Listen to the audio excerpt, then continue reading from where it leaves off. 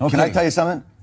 You made the right choice. You are leaving this place. You know what you are? You're the last guy out of a burning building, my friend. John. You are.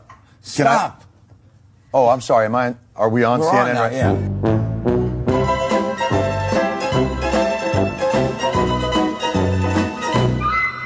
Ending months of speculation, Verizon finally announced its plans to buy internet giant Yahoo.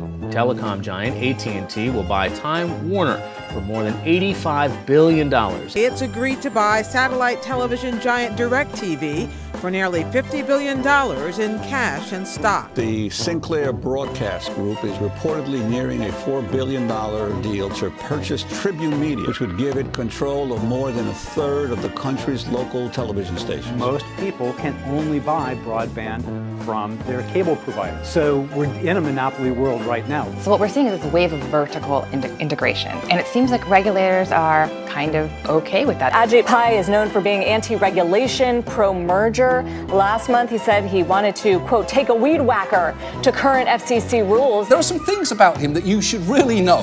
He's a former lawyer for Verizon. How is there not an incredible incentive for Comcast to slow Netflix down? That we don't see evidence of that happening. Google Wallet was blocked, Skype was blocked, one Canadian telecom blocked pro-labor sites. I mean, it's not like this doesn't happen. Well, there are isolated cases. As Anna correctly stated, it is our opinion, hers and mine in this particular case, that Ajit Pai is a douche nozzle.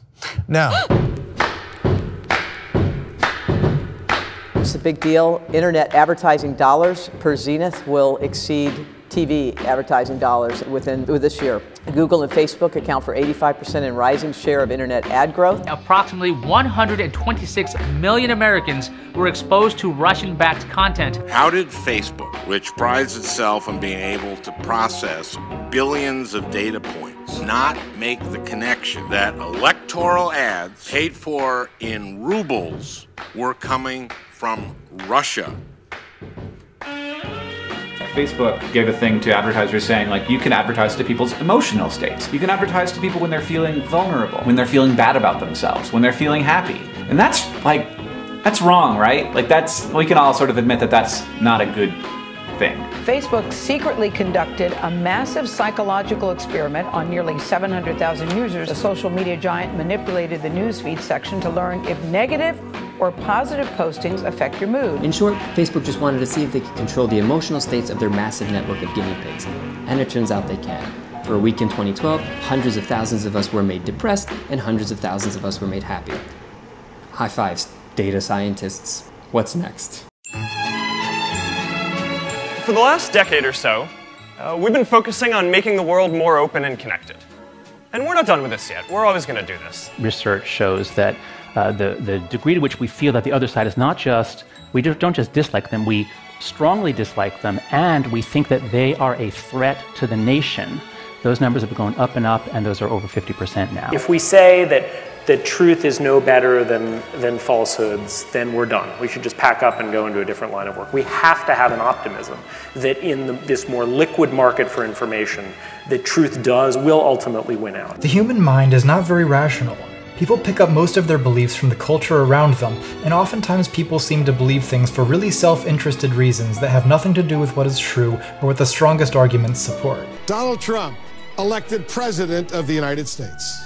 It's not like Game of Thrones, it's more like the NBA championships or something like that. I kind of think it's Westeros. I think of it more like we are all bringing electricity to Westeros, not necessarily try to kill each other. Hopefully not. There are no lives at stake. There are no lives at stake. There are no lives at stake. Donald Trump, elected President of the United States.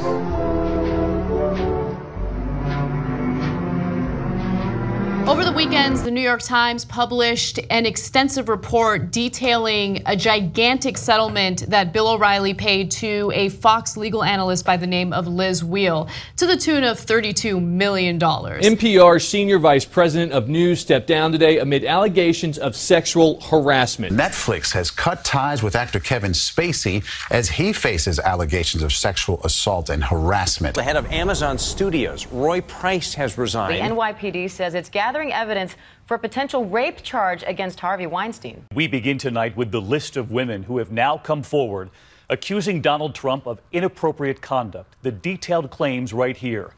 And they come after that video, Donald Trump on that bus describing what he's able to do to women, kissing them, grabbing them because of his fame. Donald Trump, elected president of the United States.